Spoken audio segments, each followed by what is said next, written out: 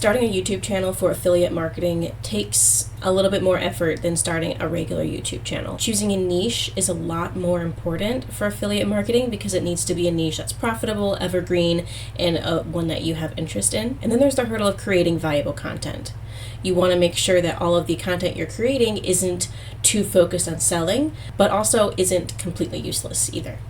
And then there's the challenge of effectively incorporating all the affiliate links so that you still can make sales and people still know that you're an affiliate, but it's not way too overboard either.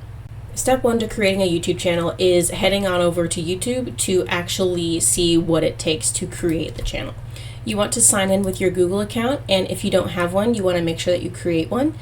Or if you want to add a YouTube channel to an existing Google account, that is something that can be done also.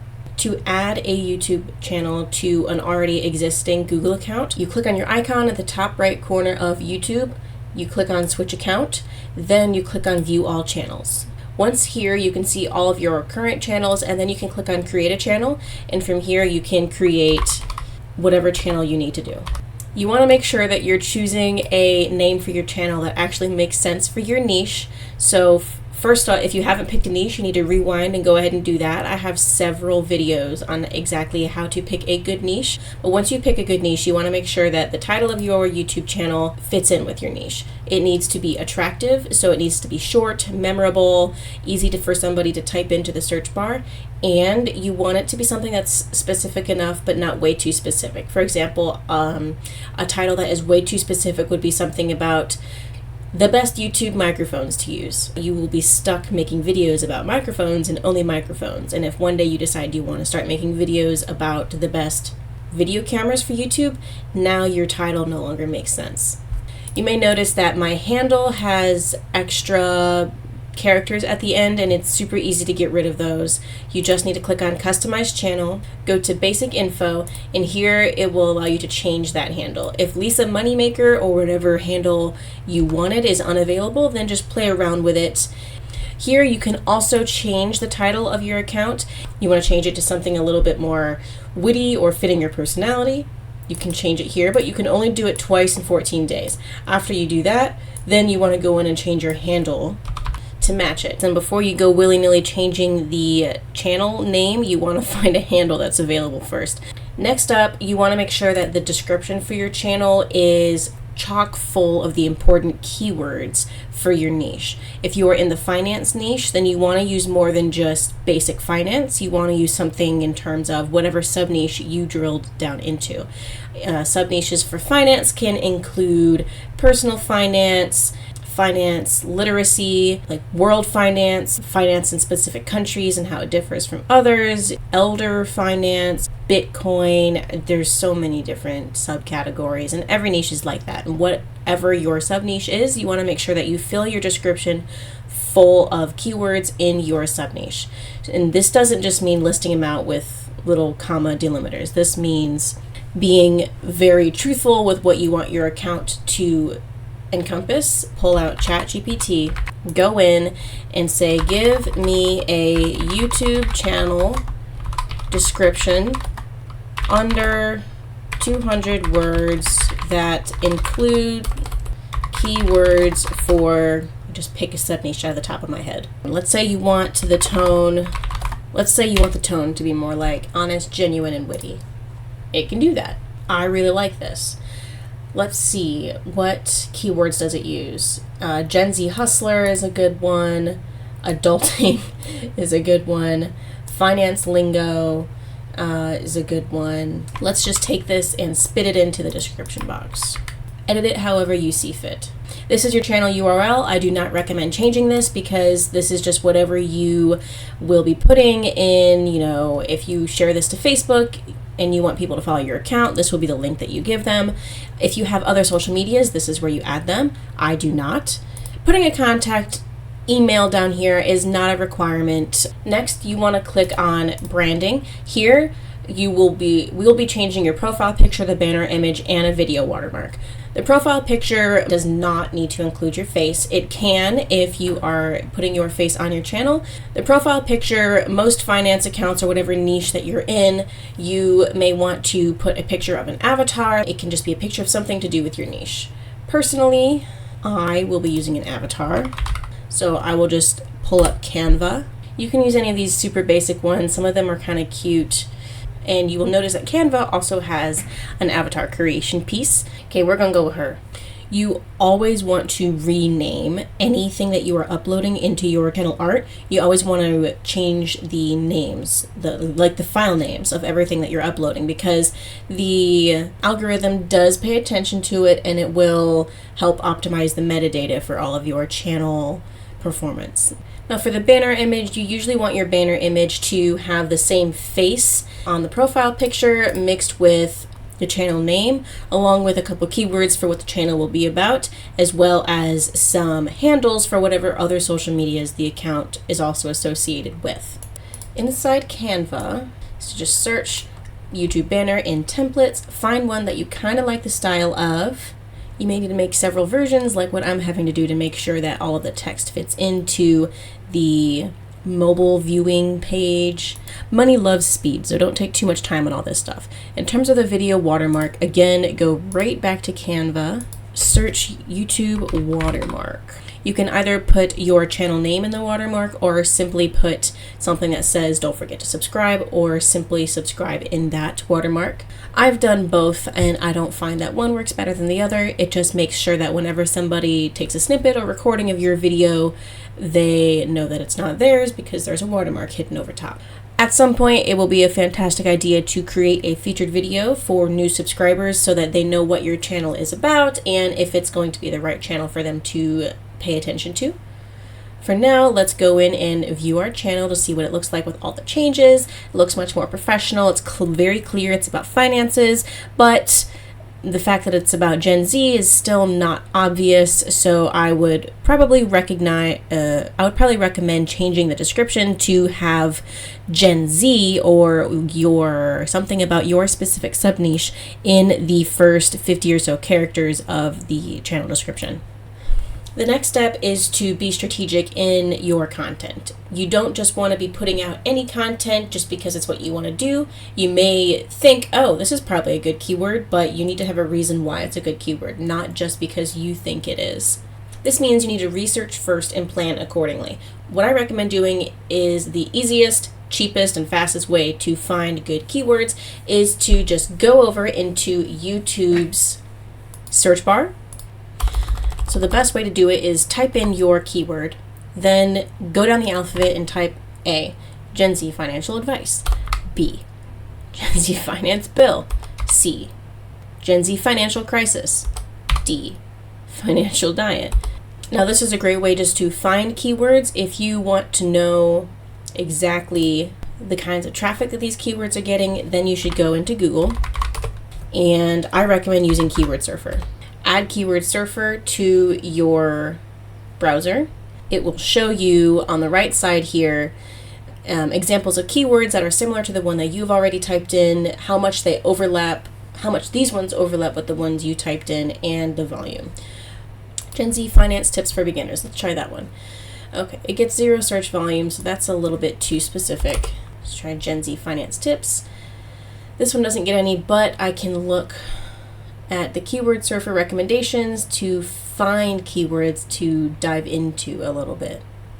What makes this keyword good is the fact that it gets a little bit more monthly searches.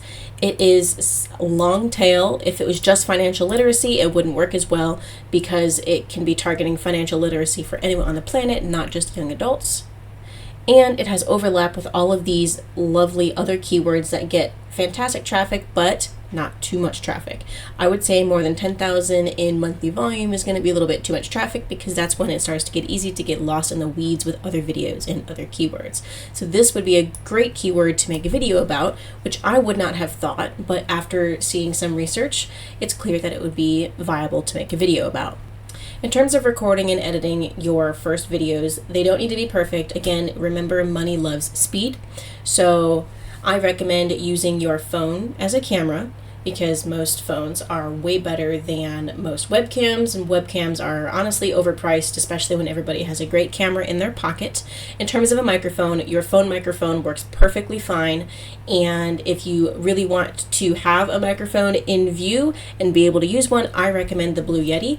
If you're curious about what the Blue Yeti costs, there's a couple variations of the Blue Yeti, but if you pull it up on Amazon, most of them are right around $100, and I like the Blue Yeti because it is so simple to use, it's pretty reliable, it sounds really good, and most importantly, it's not wildly overpriced. So Blue Yeti is a good starting point if you really want to buy a mic. My cat is playing with a ping pong ball. Maverick, can you stop, please?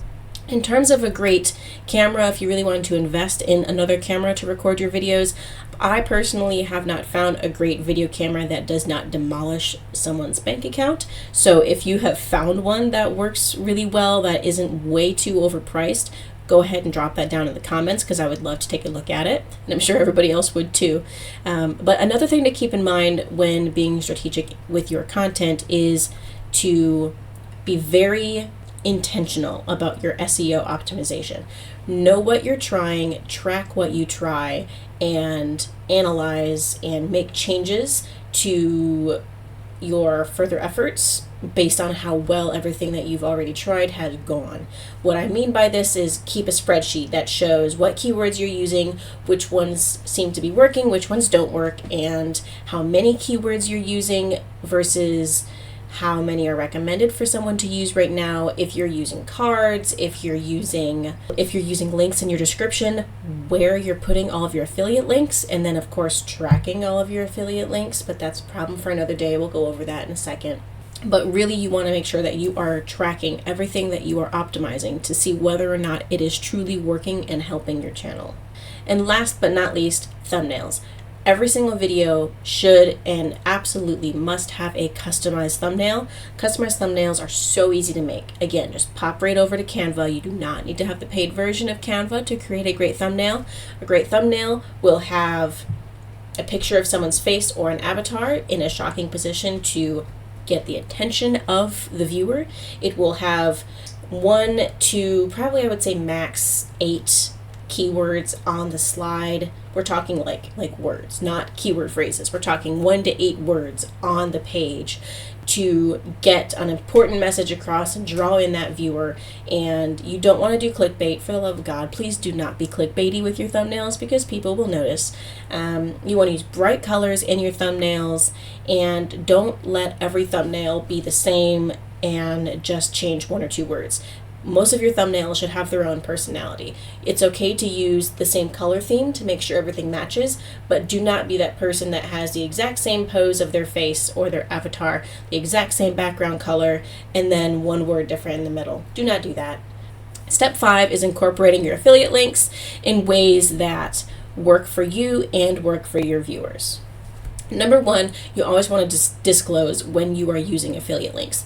People will see them if you put them on there, but whether or not they see them favorably or get upset when they see them is all about how you approach it. You need to make sure you are being honest. If you're not sure how to disclose your affiliate links, go and find another affiliate YouTuber and take a snapshot of what they use to disclose their link, customize it and make it your own. Check with a lawyer if you really want to, but that's not a requirement. That's just a good way to find the fastest way to make sure you're disclosing your affiliate links well. And then you also want to make sure that all the links are accessible. You need to make sure that if there's a link, that it is clickable and that it is not one of those links that is miles long and impossible to retype. Make sure that you're using link shorteners like bit.ly or pretty links. Using one of those makes it super easy to track the performance of your links as well. You can go into those sites and see which of your links are getting clicked where, and what sources they're coming from. It keeps track of it all over time, so you can see how they do over time. Step number 6 is you want to make sure that you are promoting your channel in as many useful ways as possible. You can promote it on social media. You can collab with other YouTubers in your niche, or if you don't want to do that, you can simply mention the other YouTubers in your niche to make it very clear that you are active and paying attention with all of the new up-and-comers or the big popular boys. You also want to promote your channel on blogs that are relevant to your niche. So you can go and on Reddit, you can just Google your niche and go and find all of the blogs and comment on them and interact with all the viewers. And if somebody has a question on Quora or on Reddit about something that your video answers, go and say, hey, my video may be able to help you out here, and post your video there. That is a great way to generate healthy backlinks as well as drive a little bit of traffic as well. And last but not least, if you have an email marketing list, send your video out to it. If you don't have an email marketing list, building one is probably one of the best things that you can do for your business, and I'll be creating another video on that shortly here. Step number 7 is to analyze and optimize your channel as frequently as every week, if not more. You want to be checking the performance of your videos over time, and the things that you want to be looking for can all be found inside YouTube Analytics. And the longer your channel is up, the more analytics you will be able to use and learn from. So the kinds of things that you want to be looking for are watch time, views, number of subscribers, top content, see which ones are performing the best, impressions, click-through rate, average view duration, the performance of individual videos to figure out which ones are doing really well and which ones not so much. You can also look and see how viewers are finding your videos, whether it is suggested videos, YouTube search, channel pages, browse features, or something else. It allows you to look at your audience to see how many of your views come from returning viewers versus new viewers. Look at the top geographies for your viewers to see where they are in the world, as well as age and gender, if you have enough audience members to disclose all of that. I know some channels, if they're new, you do not get access to all of these features if you haven't had enough views yet, but hang in there, you'll get there eventually. So some tips for success beyond the basics are to, number 1, do not read from scripts. For me personally, I have a list of bullet points to make sure that I don't forget any main things, but I'll just glance at the bullet point and then talk about it and try to remember everything in my head and try to get to all the points. And if I don't, that's okay. People like to pay attention to people, not robots, so don't be a robot. And number 2, do not oversell. If you are trying to sell something, people will get the message, and do not make it seem like all you care about is money, because people like to buy from people. Okay, people do not like to buy from salesmen, so try your best not to seem like a salesman. You also want to analyze all of your content's performance and try and get down to the reason of why things have happened, and make sure that you're experimenting and changing.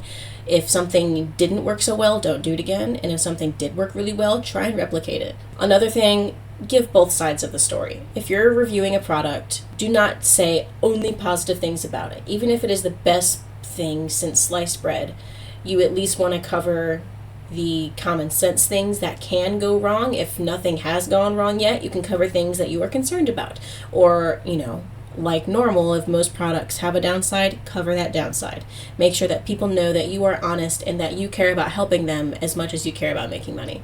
Last but not least, the golden rule: people buy from people. So if you cough or sneeze, or your pet walks across the camera in the middle of filming, or you don't have pitch perfect editing, that's okay. You're not PewDiePie. You don't need to have amazing editing. Remember, people buy from people. Subscribe for more free courses and hit that like button if this video helped you out. Of course, hit that bell icon if you want to see more free courses like this coming out in the future and get notified as soon as I release one. And next, I'll be talking about a faceless YouTube channel. So keep in touch, and I look forward to seeing you guys more.